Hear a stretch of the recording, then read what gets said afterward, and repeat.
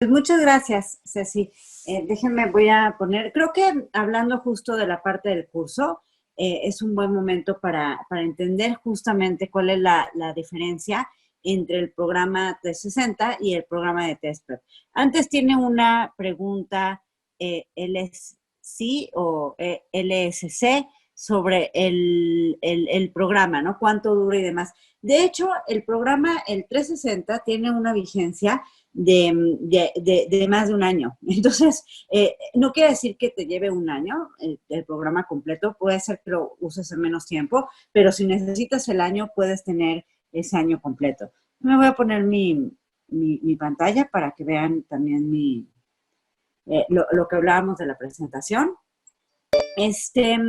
Bueno, em, em, parte de lo que al final de cuentas, o sea, unas cosas son los componentes de la aplicación, ¿no? Los diferentes requisitos de tu portafolio de admisiones. Como hablábamos, pues tienen que tener puntajes en el GMAT, en el GRE, tienen que tener un TOEFL, un IELTS, tienen que tener cartas de recomendación, que era lo que ahorita preguntaban, ensayo. Unas cosas son los componentes.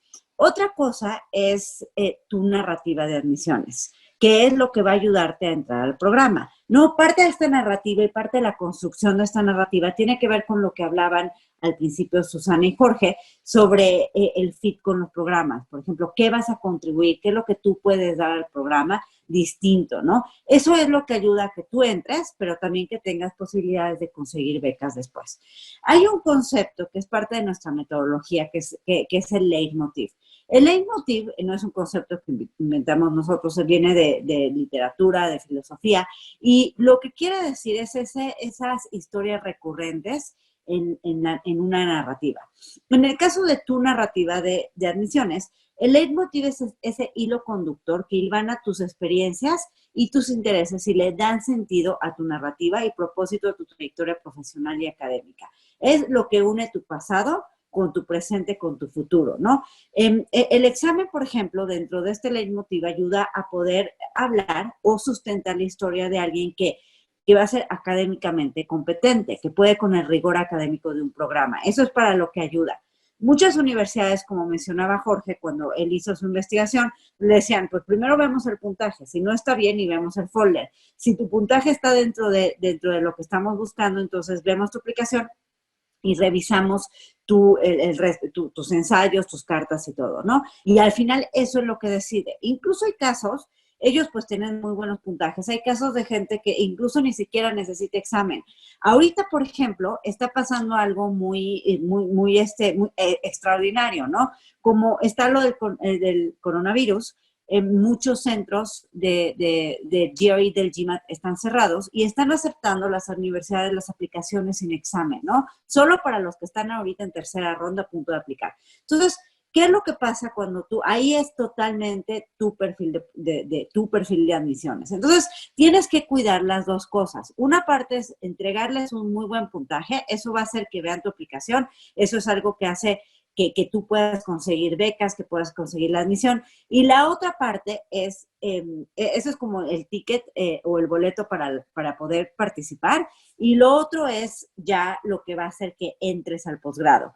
Eso tiene que ver con la narrativa, con lo demás que hacemos en el 360. Cuando hablamos de esto de por qué empezar desde un inicio todo, pues porque hay cosas que tienes que trabajar al mismo tiempo. Entonces, hablando del leitmotiv, esa es la historia, ¿no? ¿Qué historias, qué cosas vas a decir? Como decía Susana, hay muchas veces que tienes más de una historia, tienes muchas cosas que quieres contar. ¿Cómo le haces para poder aterrizarlo en un ensayo de 200 palabras?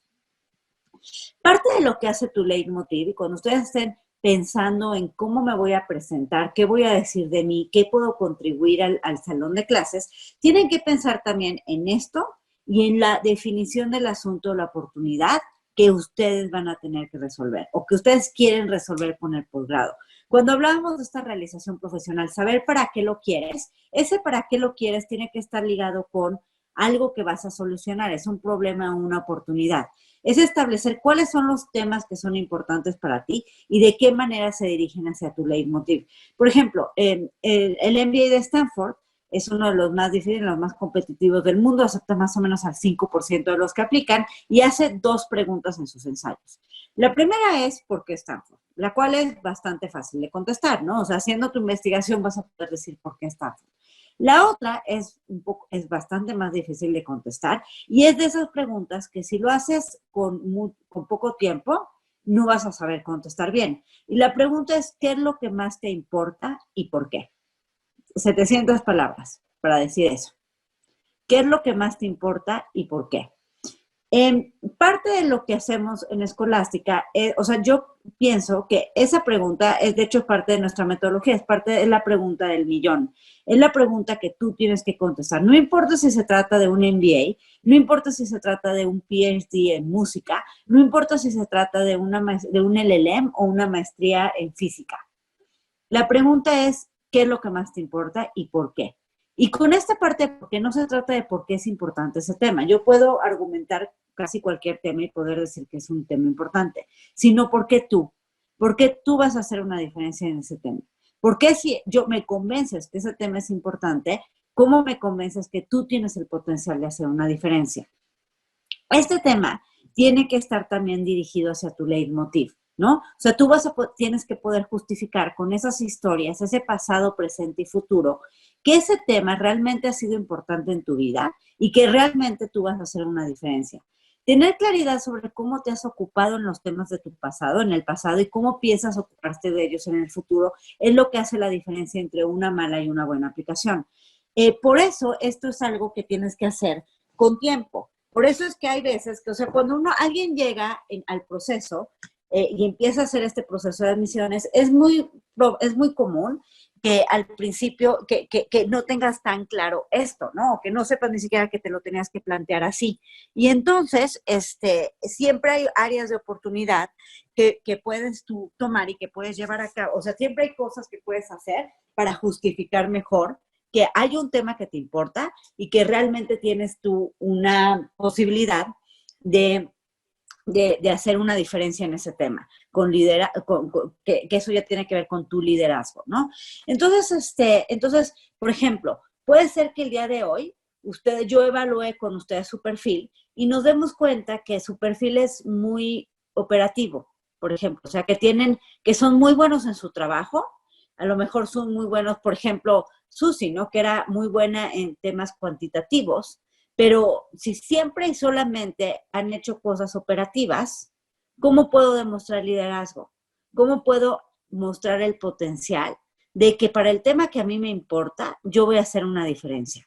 Voy a ser la persona que realmente lo ayude a solucionar. Una persona que es operativa, que tiene un perfil más administrativo, no necesariamente es la persona que va a conseguir hacer la diferencia en un problema o en un asunto, ¿no? Entonces tenemos que hacer y afinar ciertas cosas del perfil a lo largo de estos meses para generar y construir un perfil más competitivo en ese sentido, ¿no? Esto del asunto, la oportunidad es poder definir esos tópicos a los que quieres dedicar tu vida profesional. Me pregunta Carlos, si el coaching contigo empieza recién después de que terminas el curso. No, empieza desde que empiezas con el curso. Hay veces que a lo mejor, si lo vemos desde una perspectiva estrictamente de GRE y GMAT, puede ser que la decisión sea, no, sí, vete por el GMAT o vete por el GRE. Pero ya que lo ves conmigo, resulta que te conviene más, por ejemplo, con Susana, ¿no? Ella no era un tema de que le iba a ir mejor en el GRE que en el GMAT. Ella era un tema de que queríamos abrir opciones de programas. Entonces, si ella nada más hubiera tenido como la parte de test prep sin haber visto esta otra, igual y se hubiera ido por el GMAT y luego no hubiéramos podido encontrar estos otros programas que también quería, ¿no? Que también le gustaban. Entonces es bueno hacerlo desde el principio. O lo que preguntaban sobre el TOEFL.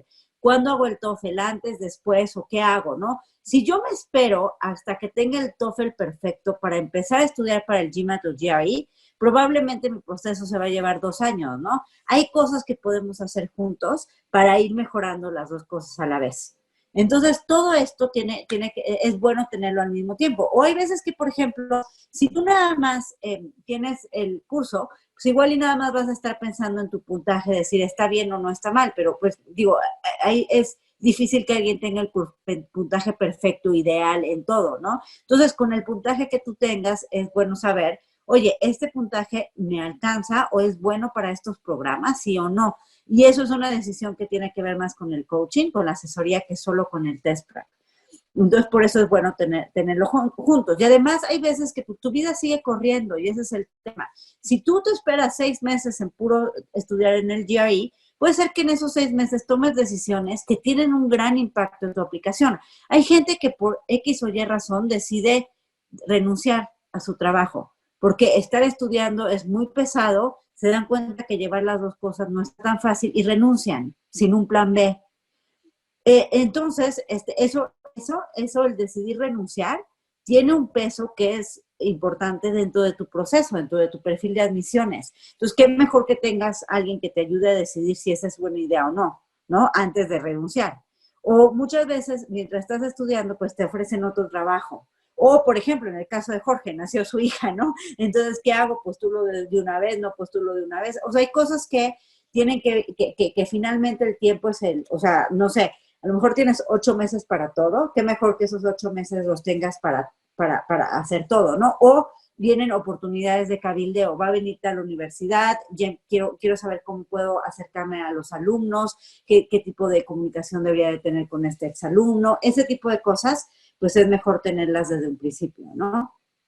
Y la razón por la que dura tanto tiempo, Carlos, es porque la verdad es que es mucho más fácil para mí también, en lugar de estar pensando en resolver, en tratar de solucionar un problema o tapar una debilidad, pues atenderla, ¿no? Y nada más se puede atender cuando tenemos tiempo.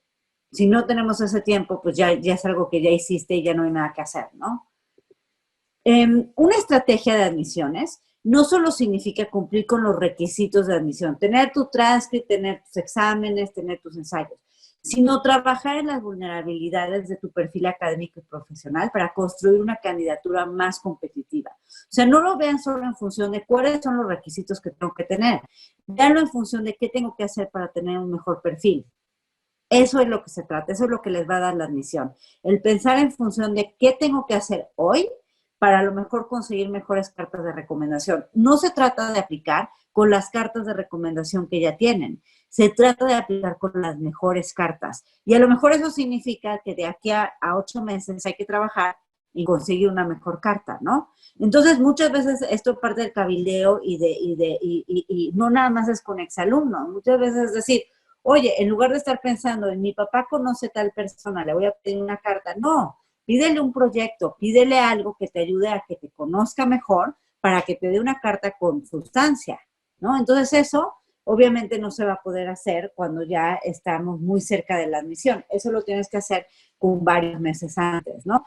Entonces, al principio de tu proceso, o sea, donde están ahorita, lo más importante es realizar el diagnóstico de tu perfil, en donde tienes que ir definiendo cómo vas a probar. O sea, este diagnóstico no es nada más saber en qué estoy bien, si estoy bien en matemáticas, si sé inglés, cuántos años de experiencia tengo. Esas cosas obviamente son importantes, pero al final de cuentas en el proceso todos las van a tener. O sea, de entrada tienes que asumir que todos los que van a aplicar con posibilidades van a traer un buen puntaje en el examen. De entrada, pues tienes que asumir que también van a tener buen inglés, que van a tener un número similar de años de experiencia, ¿no? Entonces, al final, lo que hace la diferencia en el que entra y lo que hace la diferencia en el que consigue la beca y además de entrar, tiene que ver con esto, cómo pruebas a través de tu leitmotiv, que son ese hilo conductor de tu narrativa, de tu historia profesional, académica, personal, el asunto u oportunidad que quieres resolver con tu posgrado. Tiene que ver con qué problema quiero resolver, qué problema o qué temas me interesan y por qué yo soy la persona que va a hacer una diferencia en estos temas. Eso es lo que hace un perfil competitivo. Todo lo demás te ayuda a apoyar esa narrativa. Un buen puntaje en el examen te ayuda a apoyar que vas a ser competente académicamente en el posgrado. La parte del inglés que obviamente te vas a hacer entender. La parte de la experiencia, pues que ya tienes cierta madurez y que conoces de ciertos temas. Pero lo que va a hacer la diferencia es esto. Cómo a través de mi leitmotiv, de este hilo conductor, estas historias que unen mi pasado, mi presente, mi futuro, voy a resolver un asunto que es importante. Y además tengo que y no nada más importante para mí, ¿no? O sea, obviamente para mí, pero que es importante para la sociedad, para los demás, ¿no? Yo tengo que también probar eso. Y creo que ahí ese es otro tema. Hay veces que hay temas que son más sexys. O sea, hay temas que dices, ah, pues este tema, no sé, temas que son mucho más sociales, que las universidades lo van a ver, wow, este es un tema de diversidad y demás. Hay temas que no lo son, pero es tu trabajo hacerlos que sean relevantes. No es el de la universidad, es el tuyo. Y si a ti el tema te importa y el tema es importante para ti, pues es un tema, o sea, pruébalo, que es importante. Y muchas veces lo va a hacer, o sea, muchos de esos temas, a lo mejor el tema fiscal no es el tema más sexy cuando lo estás comparando con, no sé, con otros temas de diversidad y de mujeres o demás, pero si tú lo puedes probar cómo ese tema es importante y va más allá de porque a mí me importa, sino porque es importante para el desarrollo económico, el desarrollo social de un país, o de mi país o de mi comunidad, con eso me ayuda, o sea, logro poner o sea, logro poner o sea, subir la relevancia de mi aplicación completa, ¿no? Y lo otro es que yo pueda probar ese liderazgo y potencial para hacer una diferencia. Me pregunta Arturo, que es de Perú, ¿qué tan aplicable es el programa 360 para los que no somos de la Ciudad de México? De México? Tenemos muchos peruanos, Arturo. Yo creo que realmente este es un programa para latinoamericanos, para hispanoparlantes.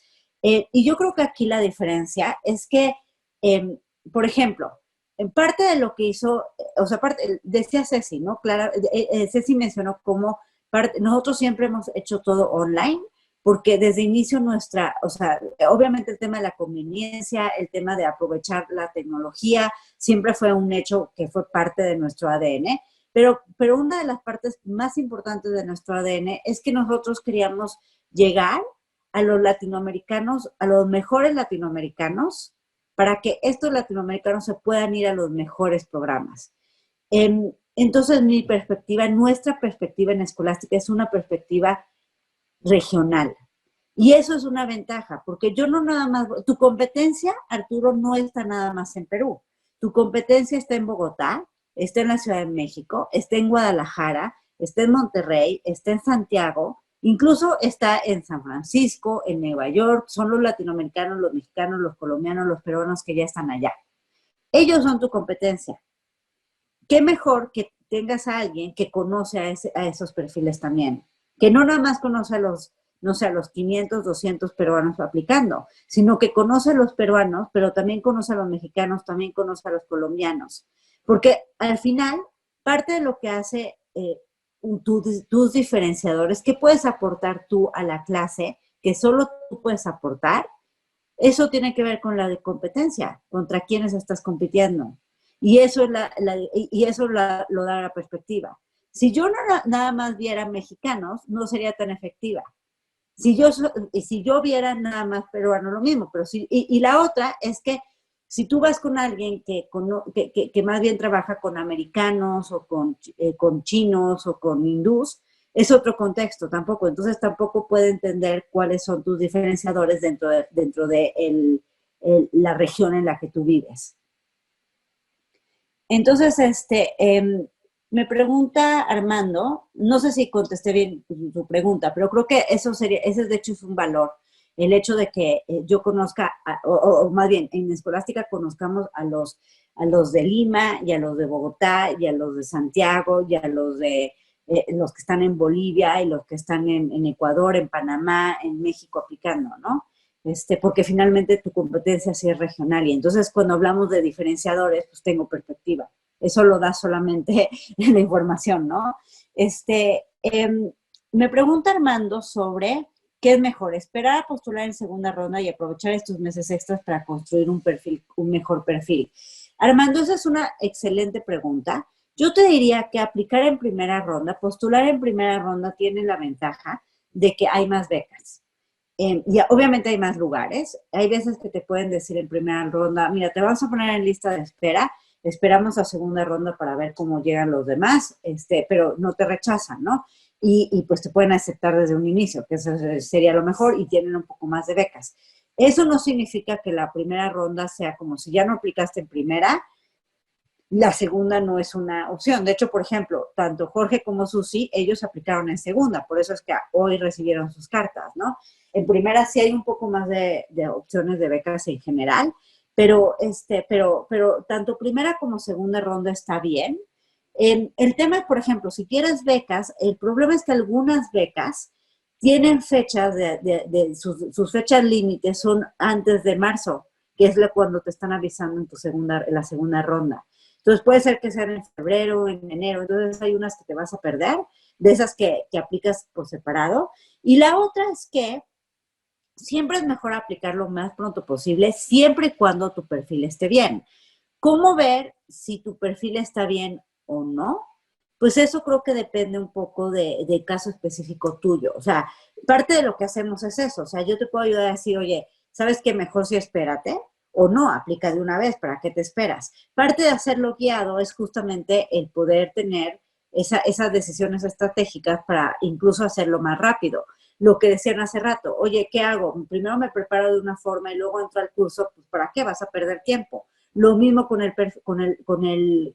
proceso, ¿no? O sea, el tema es que el hacerlo acompañado o sea, el hacerlo bien desde el principio, obviamente va a hacer que tengas más posibilidades de éxito y que lo hagas más rápido, sin tantos errores, ¿no? Entonces, al final puede ser que tú estés pensando que tu perfil no está bien ahorita y que necesitas el tiempo para aplicar en segunda ronda, pero a lo mejor sí está bien y te da tiempo.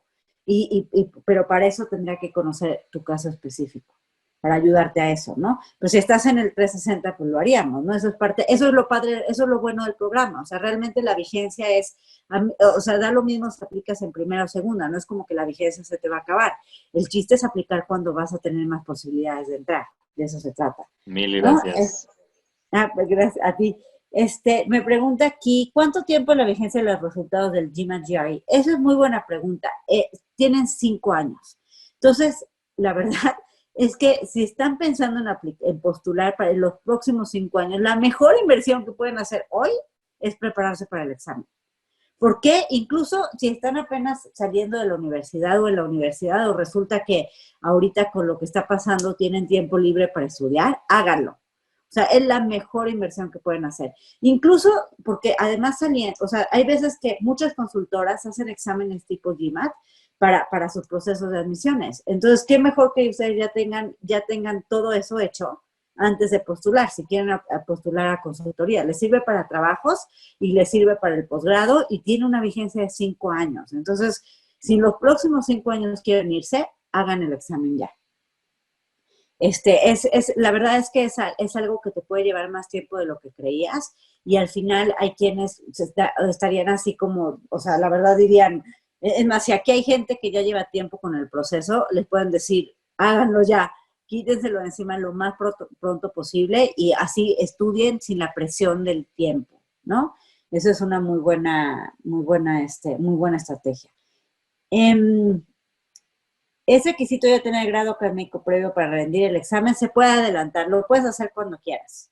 De hecho, sabes que estadísticamente la gente que lo hace más joven le va mejor. Entonces, entre más joven sean, probabilidad de ir mejor. Sobre los transcripts, estos pueden ser del último grado de estudio. Me refiero a qué pasa si ya tengo una maestría. Tienes que entregar, sí, no, tienes que entregar tus transcripts de la universidad y los transcripts de la maestría, si tienes una maestría. No necesitas transcripts de diplomado y así, la mayoría de las universidades no los piden como requisito. Los puedes tener si los quieres, pero si quieres, pero los que sí te van a pedir son de tu licenciatura o pregrado y del posgrado, si tienes un posgrado. Tienen que estar en inglés y eso es importante también. Eso es algo que pueden adelantar. Ahorita no, lamentablemente, pero cuando abran las universidades, háganlo luego, porque luego, por ejemplo, no sé, los que estaban pensando en aplicar, en postular ahora en tercera ronda, que es en abril, pues pueden tener todo eso, pero si no sacaron sus transcripts, pues ahorita están parados. Muchas universidades no están trabajando, no hay cómo sacarlos. Entonces, imagínense que por eso se les va todo el proceso. Entonces, eso, en cuanto a la universidad, sería de las primeras cosas que iría a sacar. ¿Cuántas veces al año se puede dar el GRE? Me parece que son 5 veces, Carla. No estoy tan segura. Esa pregunta yo creo que la podría contestar mejor Ceci, pero te voy a decir una cosa. No tendría sentido hacerlo tantas. sea, la verdad es que si haces bien el proceso, pues no andes haciendo tantas veces el examen. Em, yo creo que, o sea, hay veces que incluso nosotros, dependiendo del perfil de la persona, y hay personas que se ponen muy nerviosas con los exámenes, o que llevaron tanto tiempo estudiando que algunas cosas que vieron al principio ya se les olvidaron para cuando lo hacen. Entonces, hay veces que lo tienes que hacer más de una vez. Y lo hacemos como parte del proceso, o sea, es como vas a ir a hacer el examen porque necesitamos que veas ABC en el examen oficial y luego vas a ir otra vez a hacerlo, pero como estrategia tampoco es algo que necesites hacer. Tú, por ejemplo, en el curso vas a tener exámenes diagnósticos, entonces también como que, y vas a tener no solo exámenes diagnósticos, sino reuniones individuales con nosotros para interpretarlos. Entonces, como que para qué tendrías que irlo a hacer tantas veces. Además, el examen es caro, entonces tampoco sería algo que te recomendaría. Si en caso que estás determinado a empezar en la primera ronda, ¿qué mes es el indicado?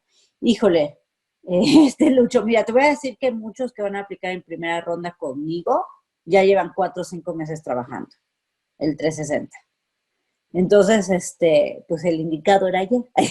pero, pero bueno, pero pues, todavía tenemos tiempo. Y eso de que estés determinado, creo que también es importante ver qué tanto, o sea, también te conviene hacerlo o no, ¿no? Porque ahorita primera ronda se ve, es bastante alcanzable, o sea, estamos bien de tiempo para llegar a primera ronda, siempre y cuando traigas ya muchas cosas adelantadas en cuestión de inglés, de matemáticas, de que tengas tiempo para estudiar, que veamos que el perfil está bien, que no vayamos a tener como un tema con alguno de los recomendados, de lo que a lo mejor yo te diga es que este recomendador no funciona, necesitamos buscar otro, o que veamos que las experiencias tuyas profesionales están bien, todo eso, pues llegas bien a primera ronda y sí lo podemos hacer para primera. Pero si no, pues al final de cuentas se trata de que entres al posgrado, ¿no? No se trata de fui el primero en aplicar. Entonces, lo importante es la mentalidad de hacerlo y de aplicar cuando más posibilidades tienes de entrar. Porque si tú aplicas en primera y te dicen que no, no es como que te den la oportunidad de aplicar en segunda o tercera, al mismo programa, ¿no? Y es hasta el siguiente año. ¿Alguna empresa para los transcripts en inglés en Perú?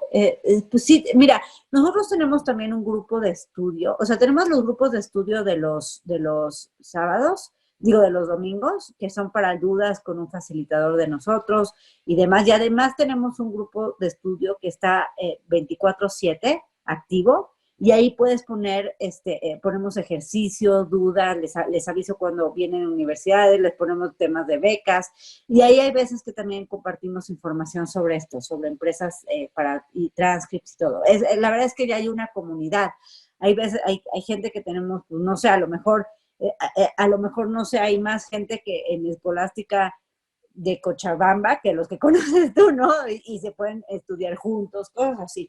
Entonces eso también pasa también en el grupo, ¿no?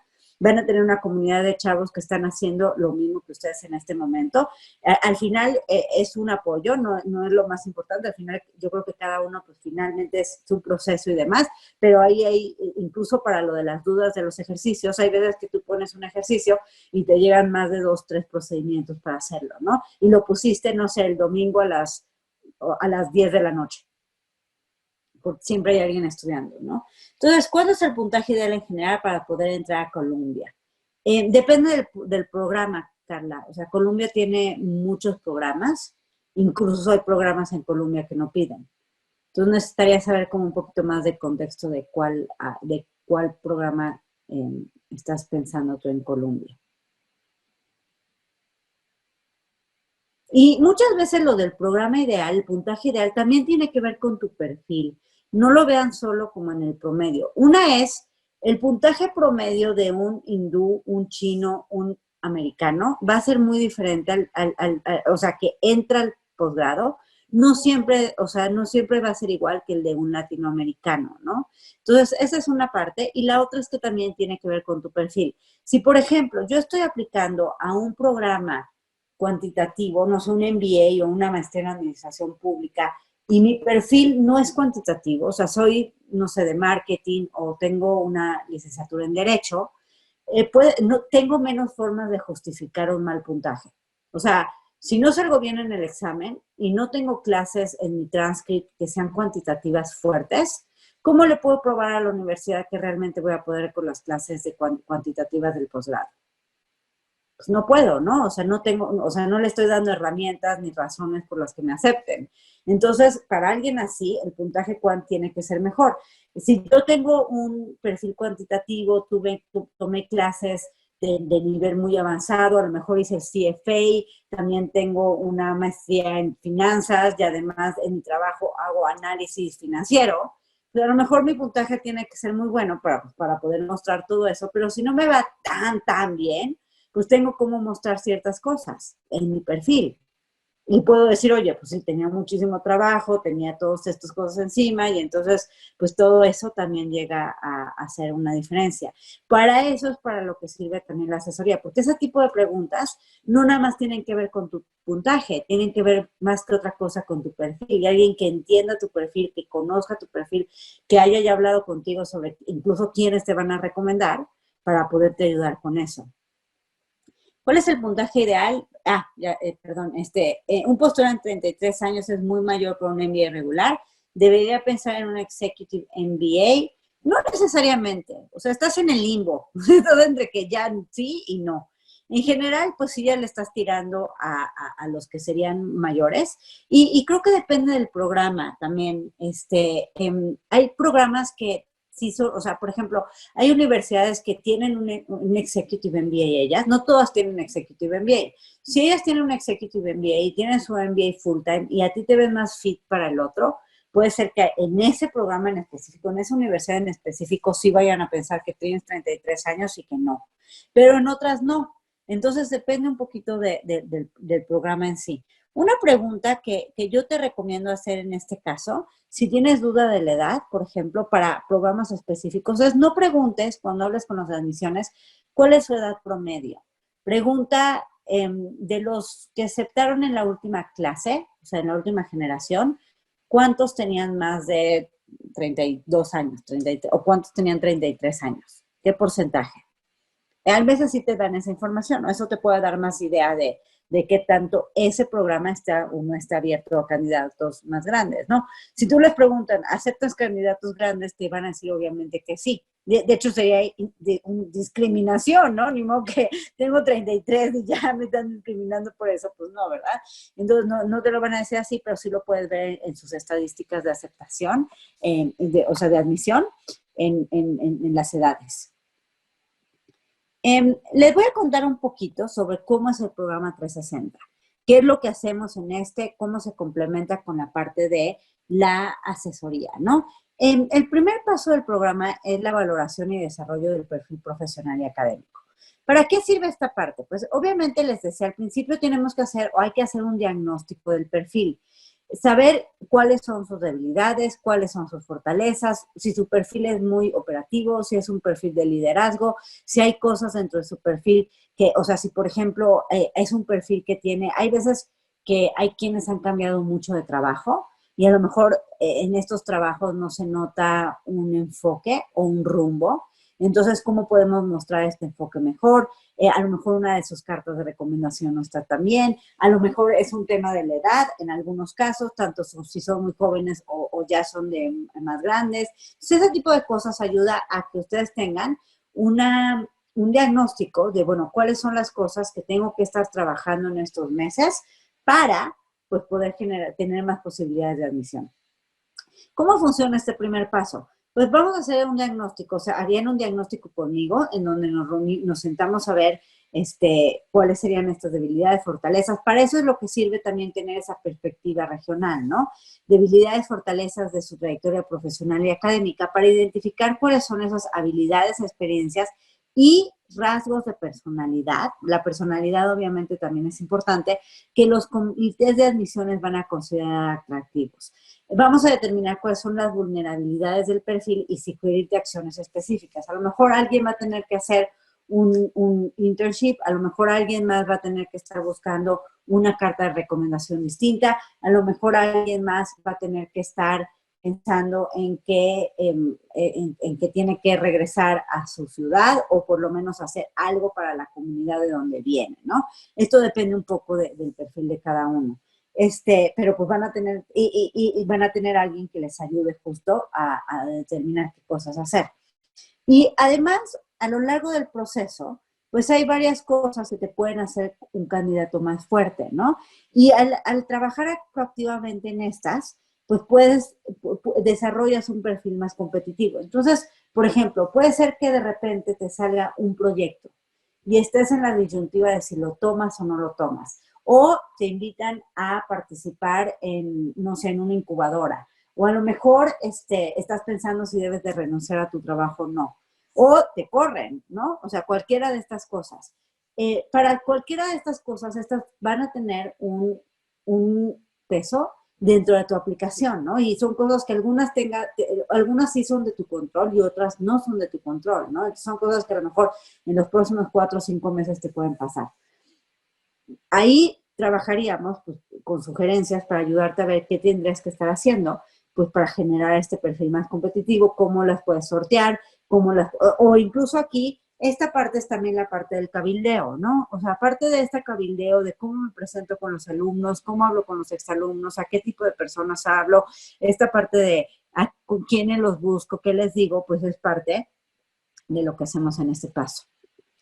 El siguiente paso es la selección de universidades, ¿no? Em, Finalmente, pues uno tiene que, hay personas que piensan que es práctico o es buena estrategia aplicar, no sé, a 15 programas, 14 programas. Realmente eso hace que diluyas tus esfuerzos y que al final tengas 14 malas aplicaciones. Tampoco puedes aplicar solo a 1 o 2 programas. Generalmente haces una lista de 4, 5, 6 opciones, ¿no? Que son los programas que tienen las cosas que tú necesitas y que además te van a ayudar a llegar a tu Roma. Un poco lo que hablaba al principio Jorge, ¿no? O sea, tienes que tener varias opciones y ver en cuáles realmente tienes un perfil para entrar, en cuáles realmente te van a ayudar a eso que quieres tú conseguir, ¿no? Y al final, esta lista tiene que estar muy enfocada a tu realización profesional. Entonces, parte de lo que hacemos aquí es entender qué es lo que tú quieres a largo plazo, escuchar o sea, escucharte de cuáles son las cosas y las prioridades, que pueden ser cosas personales, incluso me quiero ir con mi novia y estamos buscando que tenga que ser en la misma ciudad y queremos que sea en Europa, ¿no? Cosas que son más personales hasta cosas que tienen que ver con esa realización profesional. Es que yo quiero emigrar y quiero trabajar en otro país y me gustaría trabajar en una empresa de tecnología haciendo esto, ¿no? Entonces, bueno, hay programas que te van a ayudar más a eso que otros. Entonces, una es, obviamente, yo conozco, nosotros en Escolástica conocemos muchos programas, ¿no? Entonces, podemos ayudarte a ver cuáles son las diferencias entre uno y otro y también guiarte en tu investigación. Que esa investigación no estés buscando por aquí y por allá, sino que sepas hacer las preguntas correctas, que ya busques a las personas indicadas y que además pues no diluyas esfuerzos en todas las universidades, sino en aquellas que ya sabemos que realmente son las que más te convienen. ¿Cómo funciona? Bueno, de entrada, pues entendemos o nos tomamos el tiempo para entender qué es lo que quieres profesionalmente, ¿no? ¿Qué es lo que quieres para el posgrado? Al final de cuentas, ustedes van a ser egresados y yo los veo como egresados, no los veo como candidatos, los veo haciendo lo que quieren hacer en el futuro. Por eso es, por ejemplo, lo que decía Jorge de, pues yo escogí Duke por esto y esto y esto, ¿no? O Susana, ¿no? Tenían muy claridad de por qué escogieron cada programa, ¿no?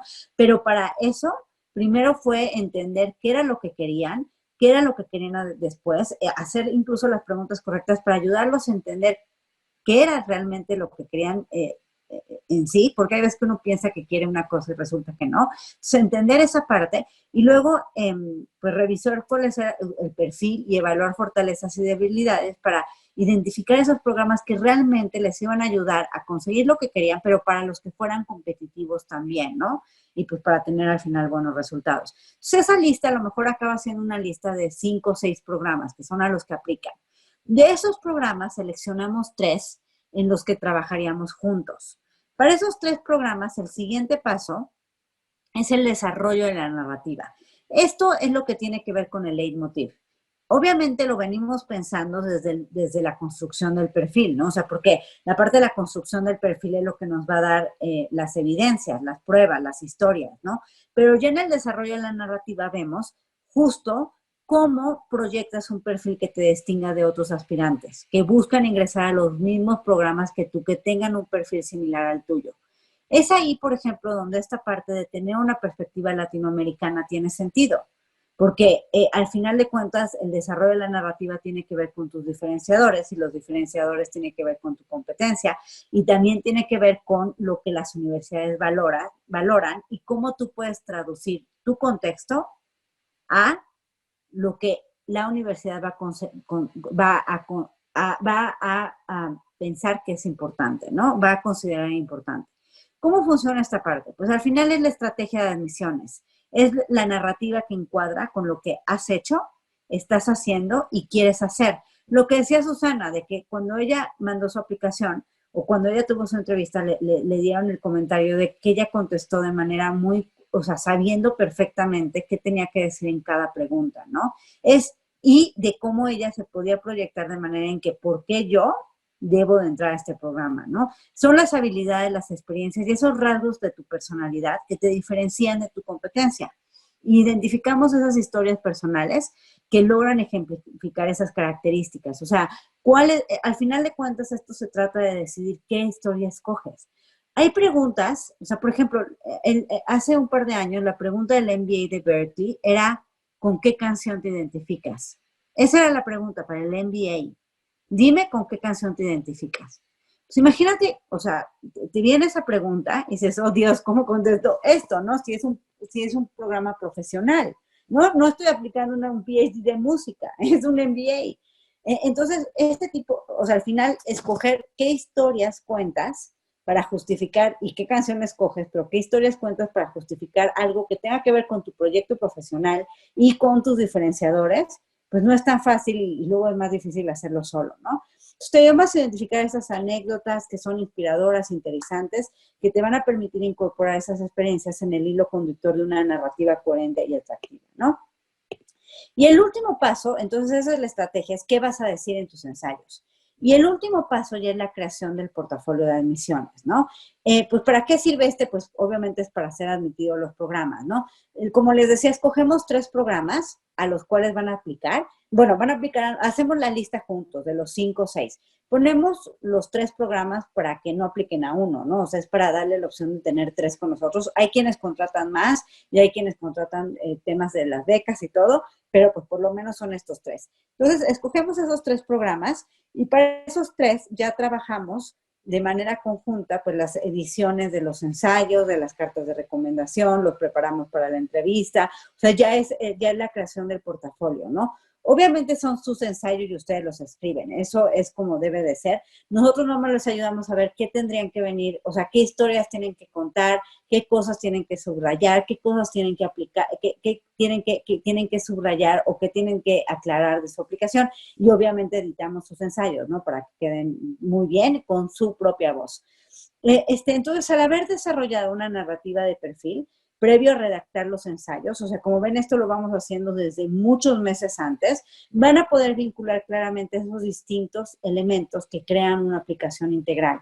Y este ejercicio evita que de manera accidental generes dudas con tu candidatura, ¿no? Entonces, aquí yo creo que de las ventajas en sí de hacer el proceso con Escolástica es, pues, una, tenemos mucha experiencia, o sea, yo hice mi maestría en Harvard, tengo un certificado o sea, gané un concurso para un programa de Go-to-Market de la Escuela de Negocios de Stanford. Además, pues justo con mi socio tengo un libro publicado sobre el proceso de admisiones. Llevo más de 10 años con Escolástica. Antes trabajé en organismos internacionales, en Washington. Trabajé también en Boston. Además, trabajé como les decía Ceci, como diseñadora de exámenes estandarizados para una de las editoriales que le maquila el ITS, la que hace GRE y el TOEFL. Entonces, mi socio, que es también fundador de Escolástica, pues fue el principal asesor de asuntos internacionales del presidente de México, tiene una maestría, un MPA, una maestría en administración pública en Harvard, tiene un MBA en Cornell, tiene además la licenciatura en Boston College, entonces fue diputado, o sea, traemos mucha trayectoria profesional también y tenemos ya muchos años de experiencia también profesional en organismos internacionales, en gobierno, en sector privado. Entonces eso nos da una perspectiva también profesional del proceso, no nada más una perspectiva académica de las universidades y demás, sino de también cómo ayudarlos a identificar en eso que son buenos y que van a ser buenos y cómo poderlo vender como parte de su branding personal, ¿no? Que se convierte en algo que es parte de su branding para la aplicación, pero que se convierta también en algo que van a poder seguir proyectando por el resto de su carrera. O sea, que ustedes puedan identificar en qué soy bueno,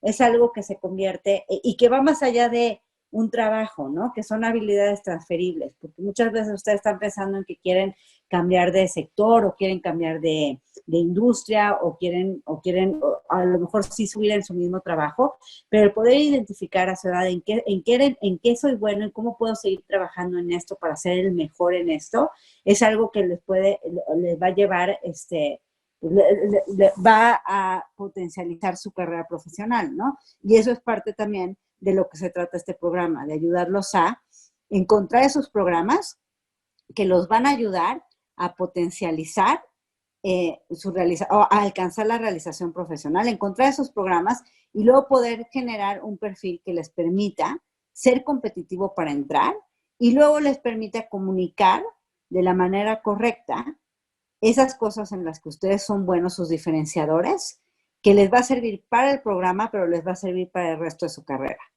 Entonces, no sé si tengan dudas. O sea, generalmente mis webinars, para aquellos que han estado en webinars anteriores míos, son mucho más enfocados a los temas del proceso, ¿no? De admisiones, dudas, qué tengo que hacer para, no sé, cartas de recomendación, como qué tengo que hacer para conseguir una beca.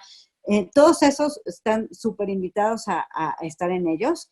Este fue un webinar un poquito más enfocado en el proceso, en la metodología, para que entiendan, conozcan cuáles son las ventajas de Escolástica. Entonces, igual por eso fue un poco más enfocado a eso. Los otros, a los cuales están muy invitados también, son más enfocados a la parte ya ya de dudas y demás del proceso. Creo que les pueden servir también, pero estoy abierta a sus preguntas. Para las becas hay otra asesoría, me pregunta Carlos. Me pregunta, primero tengo otra, las calificaciones del pregrado son muy importantes. Entre más años de experiencia relevante tengas, son menos importantes. Si tú acabas de salir de la universidad o tienes 1 o 2 años apenas, van a tener un poquito más de peso que si tienes ya más años de haber salido. Pero sobre todo si ya probaste en el trabajo. O sea, el problema es si no has probado, ¿no? O sea, si en tu trabajo no has podido mostrar que realmente las calificaciones no reflejan tu potencial, entonces sí van a ser, o sea, solamente van a confirmar que no tienes el potencial, ¿verdad? Pero si tú en tu trabajo te ha ido bien y se puede mostrar que sí ha sido relevante, entonces pierden cada vez más, son cada vez menos importantes. Yo he tenido gente que ha entrado a, no sé, a MIT con no muy buenas calificaciones, pero con muy buena experiencia profesional. Para las becas hay otra asesoría. Entendía que la beca te la daban al momento de darte la respuesta de si eres admitido o no. Es que hay muchos tipos de becas, Carlos. Hay becas, de hecho hace como 2, 3 semanas di un webinar sobre becas en específico. Entonces, hay muchos tipos de becas. Las becas que hablaban Jorge y Susana son becas que dan por mérito. O sea, haz de cuenta que la universidad, tú ni estás aplicando una beca, ni siquiera sabías que había esa beca. A mí esa beca también me la dieron. Yo cuando apliqué a Harvard me dieron beca de esas. O sea, te llega tu carta y te llega tu beca, que ni sabías que estabas tú aplicando. Hay otras becas que son becas a las que sí postulas. Entonces, lo que nos, o sea, el 360 está hecho para la admisión al posgrado, ¿no? Lo que a mí me empezó a pasar cada vez de manera más frecuente, si te digo, el 100% de los que aplicaron en la primera ronda les dieron beca, es que pues, se hacía también todo esto, como esto es toda una metodología, o sea, trabajamos muchos meses. Entonces, se hacía también todo esto que les daban estas becas, como la de Jorge y la de Susana, que son becas por mérito, ¿no? O sea, y de 40,000 ellos, otros de 60,000, otros de 120,000. Hoy hablaba con una chava que la aceptaron a la Kennedy en Harvard y la aceptaron en Georgetown también, y Georgetown le dio hasta manutención y comida. O sea, no solo la colegiatura. Entonces, mañana voy a hablar con ella para ver, pues, como que la diferencia entre uno y otro programa, si le conviene, qué opciones de becas habría en este otro. Con Susana también tengo una llamada porque ya tiene becas de las dos universidades, en ver cómo negociar con una y otra. Entonces, esos son unos tipos de becas distintas. Pero hay otras becas a las que sí tienes que postular. Mandas una aplicación aparte, ¿no? Entonces, nosotros lo que hacemos es que realmente el programa no estaba hecho, o sea, el paquete no está hecho para becas, está hecho para los programas. Sí tengo chavos que me dicen, oye, ya que están en el 360, no por aparte, o sea, no alguien que llegue y solo me dice, oye, quiero una ayuda por una beca, eso no, pero los que están en el 360 pueden comprar, pues sí comprar como aplicaciones adicionales para becas. Siempre y cuando haya como lugar y todo, y sí se pueda, pero sí lo hacemos. Y si son cosas como, pues, por ejemplo, llamas a asesoría de que, oye, ¿cuáles cojo? ¿A cuáles aplico? Obviamente yo les voy a decir, si lo hago para los que ni se están inscritos, que es como el webinar que di hace 2 días, pues obvio, digo, hace 2 semanas, pues obviamente para los estudiantes, pues con más razón, ¿no? ¿Hay becas para administración o marketing? Sí, pues ellos iban para MBAs, los dos eran de MBAs. La que te digo, la otra con la que hablé en la mañana, ella iba para administración pública. Y tengo, no sé, un chavo igual también de doctorado, que es un doctorado en Columbia en Latinoamérica, historia latinoamericana y estudios latinoamericanos, y ella también le dieron beca. Entonces, no es nada más como que solo para ciertos programas. Tengo a alguien que entró hace poquito a uno de como de leyes y políticas públicas en Ginebra, y ella le dieron también manutención, 100% de beca, todo. La edad máxima para las becas. Este, es que te digo, es que depende de la beca. Por ejemplo, con CONACYT sí te pone, creo que son 32 o 33 años máximo. En FUNED también, otras no ponen edad. Depende de la beca, sí. Pero no creas que por tener más edad, ya no. O sea, realmente, o incluso te diría, hay programas que a lo mejor no es una beca, pero hay muy buenos financiamientos. O sea, MIT tiene, por ejemplo, un convenio con un banco en donde la tasa de interés es súper, súper razonable. O sea, es más, es como que, ¿por qué no tomarla, no? Y pues esas no tienen tampoco una edad, una edad máxima. Becas para doctorados, sí, claro, también. De hecho, los doctorados son los que más becas tienen. En base a la explicación de 360, ¿eso significa que ustedes estarán con nosotros hasta que logremos ser admitidos? Sí, exacto. De hecho, muchos es hasta después. O sea, muchos cuando están pensando en sus internships, cuando están pensando en cuando salen del MBA y quieren ayuda para encontrar un trabajo, o tienen sus entrevistas para los trabajos después del posgrado. Seguimos viendo algunas cosas con ellos. Pero incluso te digo, o sea, está Susana, que ella la admitieron hoy, bueno, la admitieron ya, entonces pues igual ella ya podría decir yo no, pero pues voy a hablar con ella mañana para ver esto, ¿no? Y luego también me buscan, ¿no? Ya estoy pensando en si me conviene tomar estas clases o estas otras clases, o vivir en dormitorios, o vivir entonces todo eso, pues es que el tema es que también es una relación mucho cercana, ¿no? Entonces, pues también ya no es nada más el tema de los ensayos, ya es ver incluso cosas más, pues nos hacemos amigos, pues.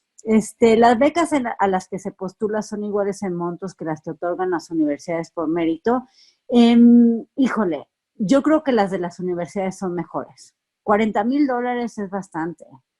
O sea, $60,000, he tenido otros de 120. Generalmente las universidades dan mejores becas que las que postulas, pero pues, por ejemplo, pero no es cierto, Carlos, no es cierto eso, porque realmente, por ejemplo, tengo a alguien ahorita que entró a su programa, ella, una maestría en Cornell sobre Labor Relations, y es como de Human Resources, pero entonces, y la aceptaron, era su programa el que quería, ella soñaba, le encantó ese programa, la aceptaron y no le dio beca a la universidad en ese momento.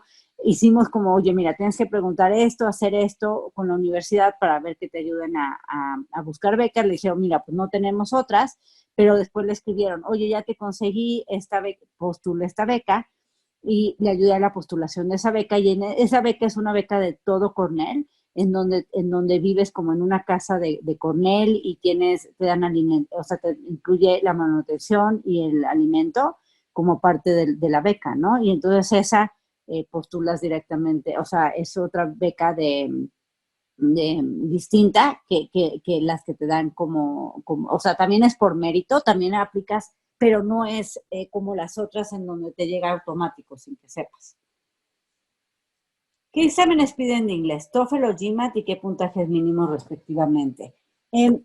Depende, nosotros o cómo, o las universidades, es que depende del programa, Carlos. Hay muchos programas que piden TOEFL o IELTS o GMAT o GRE.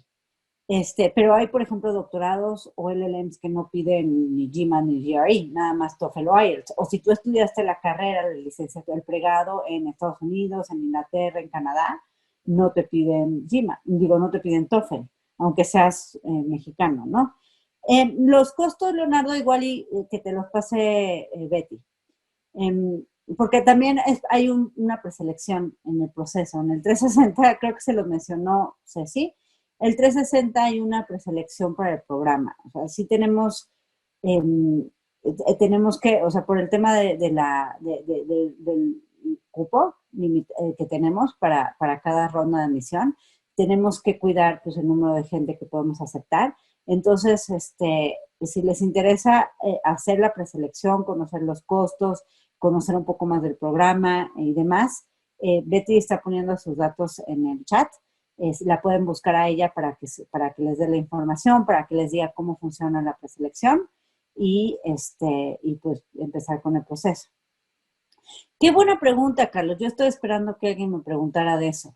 Me pregunta Carlos que con lo que está pasando con el coronavirus, que si la fecha de las rondas de postulación se muevan. Mira, están pasando muchas cosas.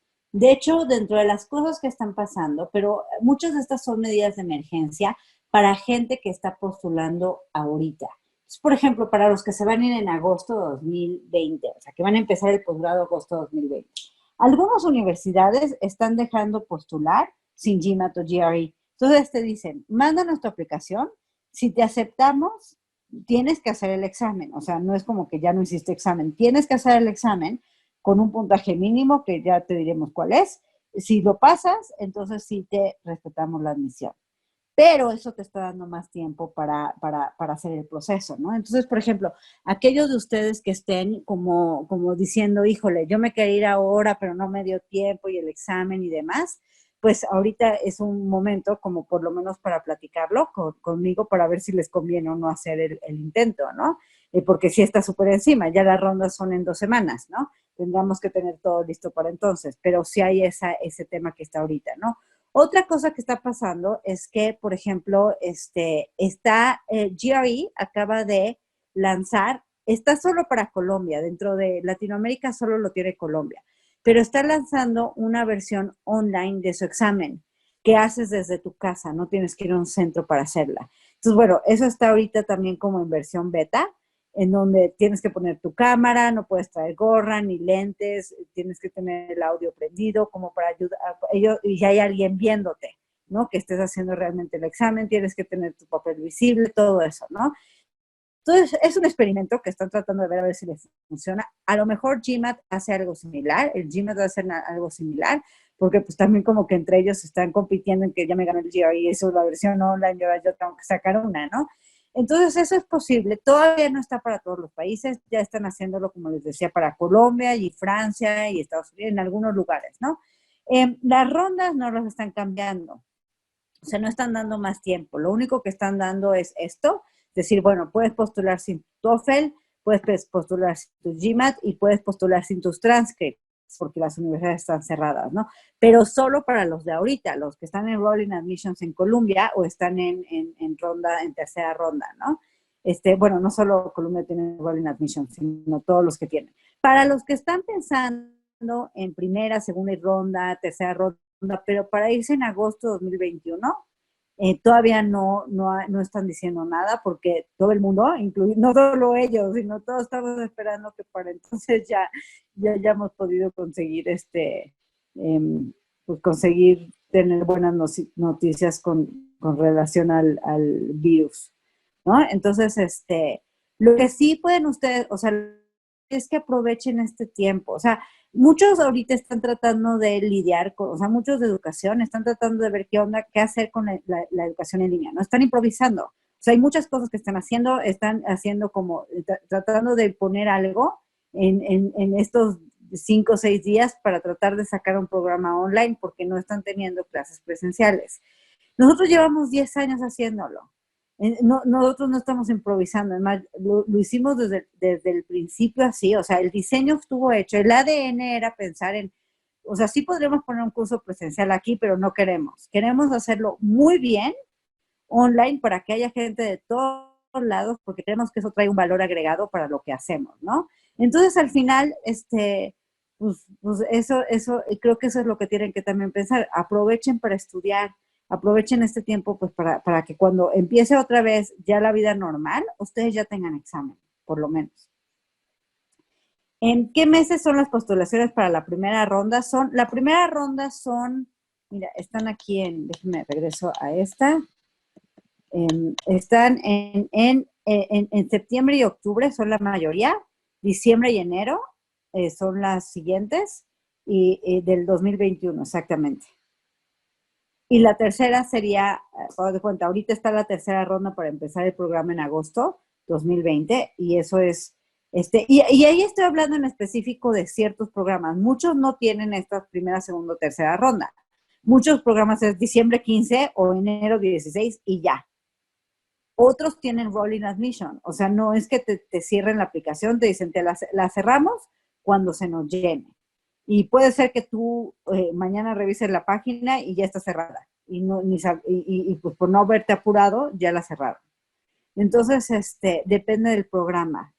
Acuérdense que aquí hay gente que quiere desde PhDs en química o en neurociencia hasta maestrías no sé, en educación. Entonces, pues todos estos programas tienen un calendario un poco distinto, ¿no? Y requisitos un poquito distintos. La gran mayoría tiene GMAT, GRE, TOEFL, IELTS, Transcript, tiene esto, ¿no? Que serían los que hay que hacer, lo del GRE, el Transcript, el TOEFL, que bueno, esto ya lo vimos, pero serían esos, los ensayos y las cartas de recomendación. Tenemos un libro, por cierto, y el libro está súper bueno. Déjame ponerles el link del libro. El libro está súper bueno para entender el proceso y es que tenía muchas cosas que también les quería decir que ya no nos dio tiempo, pero en el libro tenemos bastante información sobre el posgrado, ¿no? Ya les mando aquí el link, Betty. Déjenme entro. Lo tenemos en Amazon México y en Amazon Estados Unidos. Y en el libro pueden encontrar mucha información sobre las fechas, cómo hacer un autodiagnóstico, qué cosas. Tiene incluso una guía para sus recomendadores, que casi se las pueden dar y decirles, lee esta guía para mi carta de recomendación. Tiene, por ejemplo, un capítulo completo para GMAT, GRE. Entonces es un muy buen recurso para estudiar para el examen, para ver qué tendrían no para estudiar para el examen, para entender el proceso completo. Sobre todo para aquellos que tienen como algunas dudas más, más generales sobre el proceso de admisiones. Les puede servir bastante. Ese, de hecho, uno de mis profesores de Harvard escribió la contraportada y la escribió porque pues, se lo mandé nada más pues, para enseñárselo. Y me dijo, oye, no hay nada así, y menos para un perfil latinoamericano, él es venezolano. Y dice, yo te escribo la contraportada. Y él es como rockstar de educación internacional. Está en Harvard, es profesor. Entonces, no sé si tengan más preguntas hacia mí.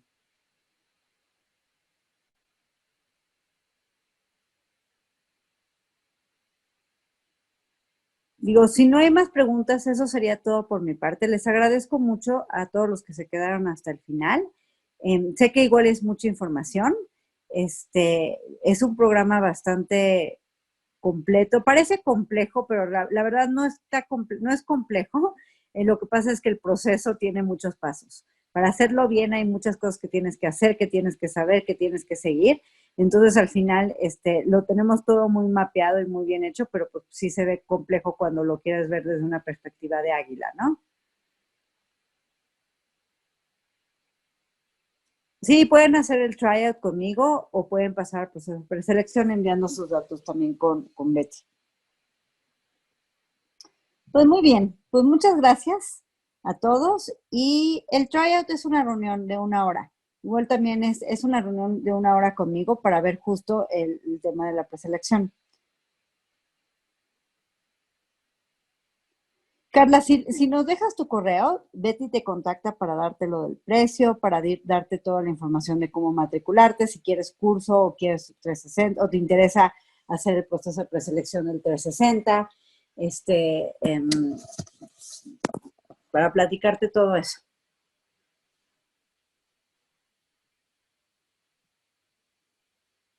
También les recomiendo, si tienen oportunidad, en la página de Escolástica tenemos hay una sección que se llama Escolástica Prep. Déjenme mandarles el link, porque en esa sección se entiende bastante bien la metodología de la parte del curso.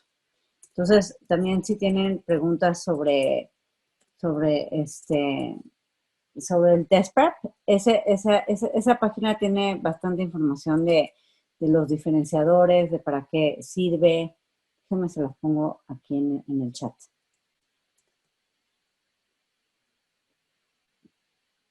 Pues muchas gracias a todos. Estamos en contacto y pues espero que también les haya servido la plática de hoy y pues que pronto podamos platicar de manera individual. Gracias. Buenas noches. Muchas gracias. Buenas noches.